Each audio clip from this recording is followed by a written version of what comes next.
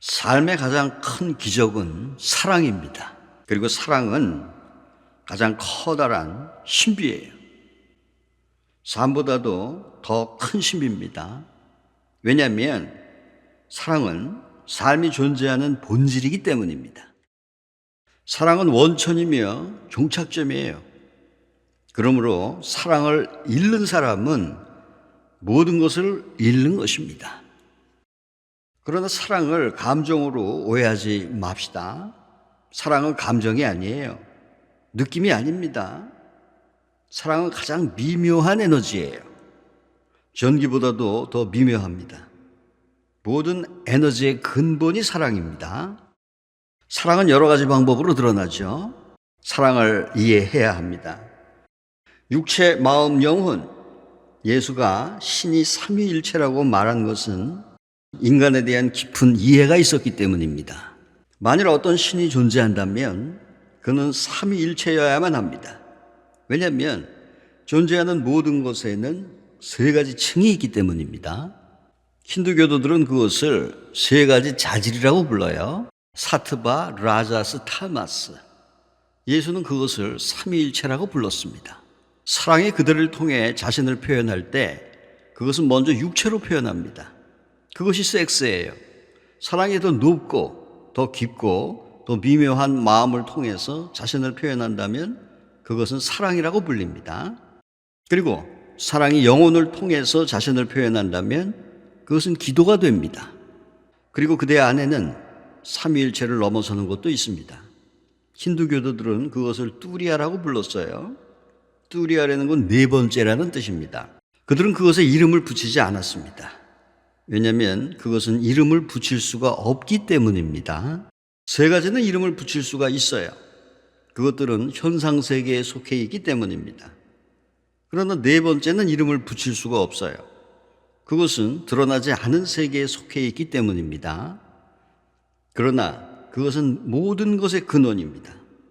그들은 그것을 단지 네 번째 뚜리아라고 불렀습니다. 네 번째에서 사랑은 삼매, 열반, 깨달음이 됩니다.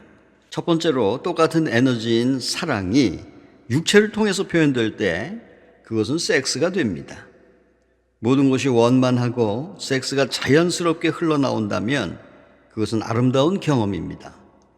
그것을 통해서 두 번째 것을 일견할 수 있기 때문입니다. 만일 섹스에 정말로 매우 깊이 들어가 그 안에서 그대 자신을 완전히 잊게 된다면 섹스를 통해서 세 번째 것을 일견할 수도 있습니다.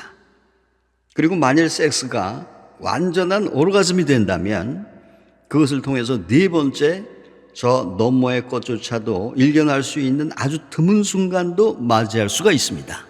그러나 만일 섹스가 실패한다면 마음에는 많은 왜곡이 일어납니다. 이러한 왜곡은 증오로 표현돼요. 증오는 섹스의 실패작입니다. 사랑 에너지의 실패예요. 폭력, 돈에 대한 욕망, 에고의 끊임없는 갈등, 전쟁, 정치, 이런 것들은 모두 섹스가 왜곡된 변태적인 것들입니다. 섹스가 왜곡되지 않은 사람은 정치가가 될 수가 없어요. 그것은 불가능한 일입니다. 모든 정치가들은 깊은 성치료가 필요해요. 그렇지 않으면 그들의 모든 에너지가 더 많은 권력을 얻으려고 움직일 것입니다. 섹스가 자연스러울 때 그들은 힘을 느끼고 그것을 추구하지 않습니다. 섹스는 잠재력이에요. 힘입니다. 그 힘이 그대 위로 쏟아져 내리는 것을 느낍니다. 그대는 그것을 추구하지도 찾으려 하지도 않습니다. 그러나 그것을 놓칠 때 힘을 추구하려는 거대한 충동이 일어납니다. 정치가 태어나는 것입니다. 그때 전쟁과 끊임없는 폭력이 태어납니다. 증오와 분노 그리고 수많은 종류의 변태가 태어납니다. 섹스가 실패할 때 사람들은 물질에 지나치게 집착합니다. 왜냐하면 사람에게 애착을 가질 수 없기 때문입니다. 사람과 관계하기 위해서는 흘러야 하고 열려 있어야 하기 때문입니다. 물질은 소유할 수 있지만 사람은 소유할 수 없습니다. 물질은 죽었지만 사람은 죽은 것이 아닙니다. 사람은 본질적으로 자유예요. 그들은 사람을 사랑할 수 있습니다. 그들 안에서 기뻐할 수 있습니다. 그러나 그들을 소유할 수는 없습니다. 섹스의 자연스러운 기능이 고장난 사람은 돈과 세상의 물건들에 집착합니다. 과학 또한 육체적인 현상과 성의 일부예요. 그래서 과학은 오직 육체만이 존재한다고 계속 주장하는 것입니다.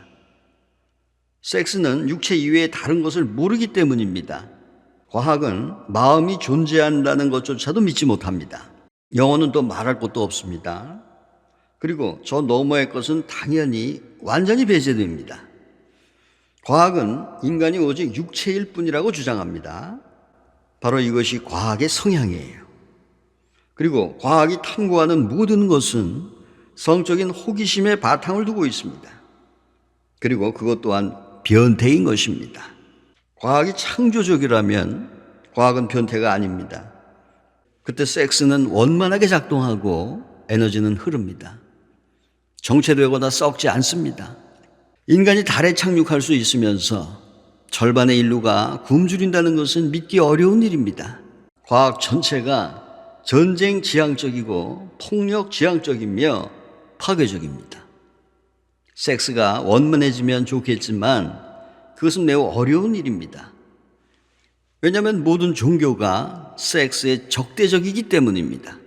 그들은 그들의 마음을 독살하고 있어요. 섹스가 원만해지긴 어렵습니다. 모든 문명과 문화가 섹스를 반대하기 때문입니다. 그들은 속임수를 알게 됐어요. 사람을 이용해 먹고 싶다면 그의 섹스를 왜곡시키면 됩니다. 그러면 그는 자기 존재의 주인이 되지 못해요. 섹스를 왜곡하게 만들면 사람은 자동화 기계로 남을 것입니다. 그러면 그를 전쟁터에 내보낼 수 있고 바보 같은 목표를 위해서 그들을 희생시킬 수 있습니다.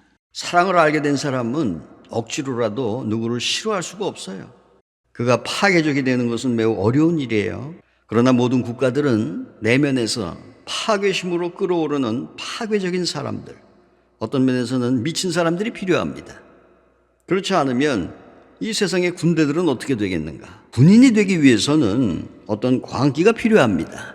삶이 아름답고 사랑이 쏟아져 나온다면 누가 전쟁터에 나가려고 하겠습니까? 그리고 누가 군인이 되고 싶겠습니까? 그대는 파괴하기 위해서가 아니라 완성하기 위해서 여기 있는 것입니다. 그러므로 모든 문화, 모든 종교, 모든 나라들이 예외 없이 그대의 성을 왜곡하려 합니다. 그들은 그대가 자신을 즐기는 것을 허락하지 않아요. 그들은 그대가 자연스러워지는 것을 허용하지 않습니다. 일단 그대가 자연스러워지면 그대는 그들의 통제를 넘어서게 됩니다. 그대는 병들어 있을 때만 통제받을 수 있는 것입니다. 만일 모든 것이 원활하게 흘러가고 섹스가 자연스러워진다면 그때 깊은 섹스를 통해서 두 번째 것, 사랑이 일어납니다. 사랑은 성적인 것이 아니지만 성으로부터 일어납니다. 이것을 이해해야 해요. 그건 마치 진흙으로부터 연꽃이 나오는 것과 같습니다. 그것은 완전한 변형입니다. 진흙과 연꽃의 차이처럼 섹스와 사랑에는 커다란 차이가 있습니다. 이미 알고 있지 않았다면 그대는 연꽃이 진흙에서 나왔다는 것을 상상할 수도 없을 것입니다. 상상하기도 이해하기도 불가능한 일이에요. 왜냐하면 연꽃은 완전히 변형된 모습이기 때문입니다. 그것은 다른 세상의 것이에요. 연꽃은 지구의 일부 같지도 않습니다. 그러나 그것은 이 지구의 흙에서 나온 거예요. 과학, 특히 파괴적인 과학, 정치, 돈 지향적인 추구, 그리고 소유는 육체와 섹스에 속해요. 그리고 예술, 시, 음악, 미술, 조각, 이런 것들은 사랑의 두 번째 층에 속합니다. 사랑이 꽃을 피울 때, 그대가 어떤 사람과 조화를 이룰 때, 그 사람과 하나됨을 알게 될 때, 비록 잠시뿐이지만 그것은 삶 전체를 바꾸기에 충분합니다. 섹스 속에서 두 사람의 육체는 녹아서 하나가 되며 사랑 속에서 두 마음은 녹아서 하나가 됩니다. 단 한순간만이라도 그 하나됨을 알게 된다면 그대의 삶은 시가 될 것입니다. 그대의 삶은 춤이 될 것입니다. 그대 안에 깊은 조화와 음악이 있을 것입니다. 세 번째는 기도입니다. 그대의 연인, 남편, 아내, 친구, 아이, 스승을 통해서 존재를 들여다보고 한 사람의 창문을 보면서 무한한 하늘이 열렸다면 이제 사랑이 더 높이 올라갑니다. 그래서 그것은 기도가 되는 것입니다. 기도는 영혼과 영혼의 만남입니다. 섹스는 물질적인 육체에 한정되어 있습니다. 매우 제한적이죠. 두 번째, 사랑은 더 광대합니다. 그러나 아직도 사람에게 한정되어 있습니다. 반면에 기도는 무한합니다. 기도를 통해서 그대는 모든 사람으로부터 무한으로 움직일 수 있다는 것을 알게 됩니다. 아이의 눈을 보세요. 거기 신이 있습니다. 그대가 사랑하는 사람의 눈을 들여다보면 갑자기 그 연인은 사라지고 신이 미소를 짓고 있습니다. 꽃을 들여다보면 거기에 전 존재가 들어 있습니다. 이것이 기도예요. 기독교와 유대교는 오직 세 번째 차원까지만 도달할 수 있었습니다. 그들에게는 네 번째 차원에 대한 개념이 없어요. 그러나 동양의 붓다, 크리슈나, 마하비라, 노자, 이들은 네 번째 차원, 모든 것을 뛰어넘는 초월의 차원을 보았습니다. 네 번째 차원, 뚜리아는 엑스터시, 환희, 산매, 열반, 도입니다. 이 네 번째 차원에서는 대상조차 사라집니다. 자, 먼저 섹스 안에서 육체는 사라지지만 마음은 남아 있습니다. 사랑 안에서 마음은 사라지지만 영혼은 남아 있어요. 기도 안에서 영혼 또한 사라지지만 대상, 도, 신 이런 것들은 남아 있습니다. 네 번째 차원에서는 그 신조차도 사라집니다. 아무것도 남지 않은 오직 무만이 남는 것입니다. 모든 이원성이 녹아버리는 완전한 비어있음 속에서 사랑은 완전하게 성취됩니다. 사랑은 모든 보물로 가는 열쇠예요. 사랑은 에너지예요. 그리고 에너지는 네 개의 층에서 자신을 표현할 수 있습니다. 그리고 항상 기억합시다. 에너지는 초월되어야 하고 변형되어야 하며 더 높은 리듬, 더 높은 단계로 이끌어져야 한다는 것을 말입니다. 섹스는 아름답습니다. 잘못된 것은 아무것도 없어요. 그러나 만일 그대가 거기에 매여 있다면 무엇인가 잘못된 것입니다. 그것은 마치 문에 달라붙어 궁궐로 들어갈 수 없는 것과 같은 것입니다. 문 자체에는 아무것도 잘못된 것이 없어요. 그것은 문이죠, 그냥. 그것이 벽이 아니라는 것에 감사해야 합니다. 그러나 그 문에 매여 있다면은 그 문은 벽이 됩니다. 문이 벽이 된 것은 그대 때문입니다. 이제 그렇게 되면은 그대는 들어가지 못하죠. 그 에너지를 내면으로 흘러가는 데 사용하란 말이죠. 앞으로 움직여야 됩니다. 그것이 사랑으로 변하게 해야 됩니다. 그러나 사랑에 붙어 있지는 말란 얘기죠. 그것이 기도가 되게 해야 됩니다. 그러나 역시 기도에도 붙어 있으면 안 되겠죠.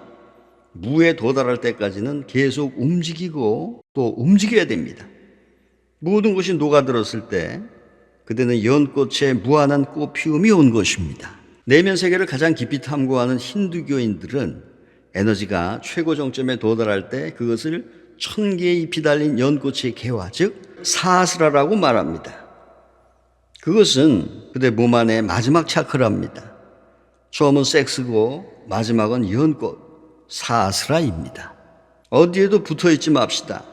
항상 기억합시다. 이걸 기억할 수 있다면 그대에겐 아무것도 장애가 될 수 없어요. 그것을 장애로 만들든 사다리로 이용하든 그대에게 달린 일입니다. 여기 바위가 있습니다. 그대는 그것을 장애물로 생각할 수 있어요. 그러나 그것을 밟고 올라갈 수도 있습니다. 그때 그것은 계단이 되고 그대는 더 높이 올라갑니다. 그대가 무엇이든 그대가 무엇을 하든 거기에 매이지 말고 움직이란 말입니다. 그대가 사라지고 상대가 사라지고 완벽한 침묵에 도달할 때까지 계속 움직이란 말입니다. 연꽃이 궁극적으로 피어날 때 사랑이 흐릅니다. 사랑하는 사람과 사랑받는 사람이 사라지며 강기슬은 사라지고 오직 강만이 남습니다. 그리고 강기슬이 사라질 때 강은 바다가 됩니다.